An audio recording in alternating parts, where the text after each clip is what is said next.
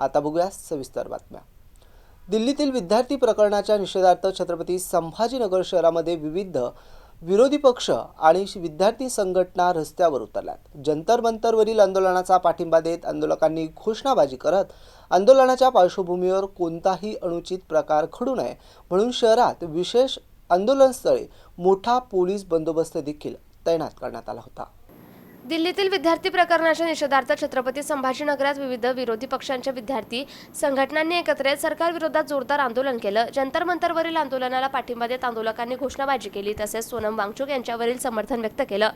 विद्यार्थ्यांशी संबंधित घटनेतील जबाबदारांवर कठोर कारवाई करण्यात यावी आणि नैतिक जबाबदारी स्वीकारून संबंधितांनी राजीनामा द्यावा अशी मागणी आंदोलकांनी केली।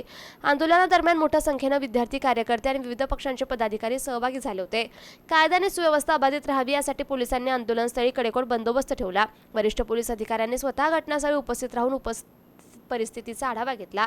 आंदोलकांनी शांततेच्या मार्गाने आपला निषेध नोंदवत सरकारविरोधात घोषणाबाजी केली।